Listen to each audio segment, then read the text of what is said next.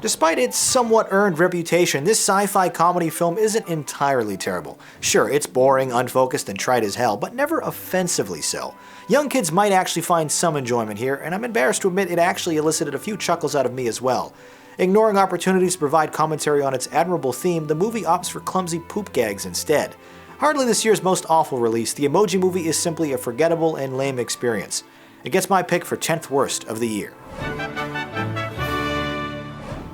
Yeah, it isn't.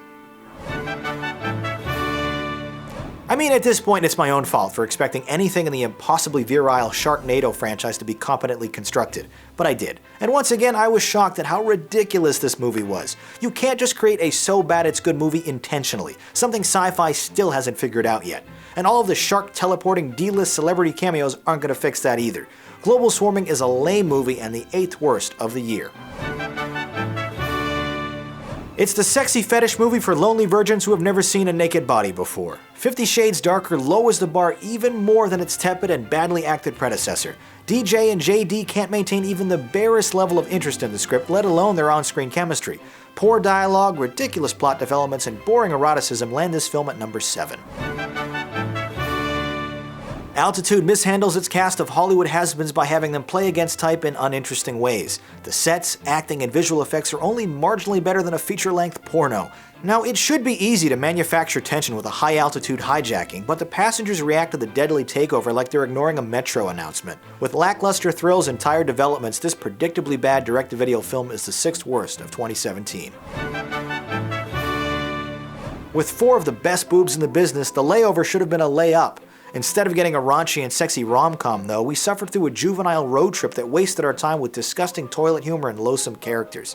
And why does Alexander Daddario leave her clothes on during sex? Director William H. Macy went out of his way to screw that up. This blue-balling experience is the 5th worst of the year.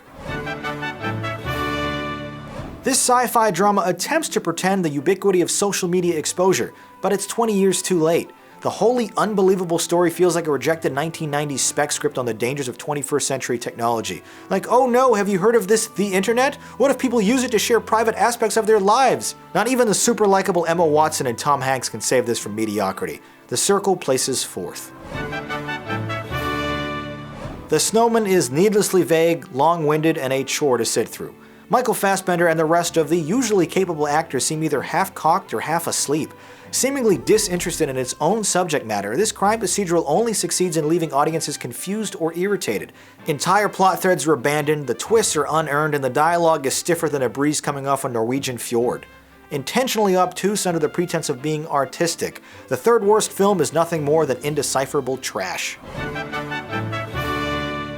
The silver medal of shit goes to a picture you hopefully haven't heard of, Singularity. This cheaply made dystopian action film isn't just astonishingly derivative, it's also offensively bland. But it does earn John Cusack the unfortunate distinction of appearing near the bottom of my list for the 2nd year in a row. He's literally in his own movie here, and I don't mean like figuratively. His single-scene sets were reportedly filmed 4 years after principal photography wrapped, which is obvious since he never interacts directly with any of the main characters. If the concept, themes, and ideas weren't trite as hell, there might actually be some entertainment value here. Sadly, it's just another garbage bin disappointment with Cusack on the cover.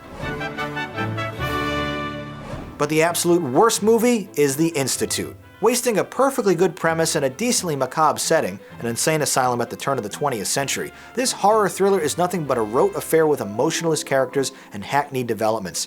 I swear James Franco directed, produced, and starred in this picture on a mustache-wearing dare, because the film, and his entire performance, is nothing but a joyless exercise.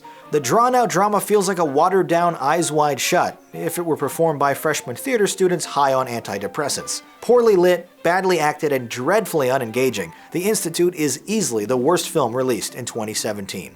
That does it for this movie night excerpt, but if you'd like to watch more content, click or tap the thumbnails on the left. And don't forget to visit the Jogwheel YouTube channel to see full episodes of this show alongside all my other videos.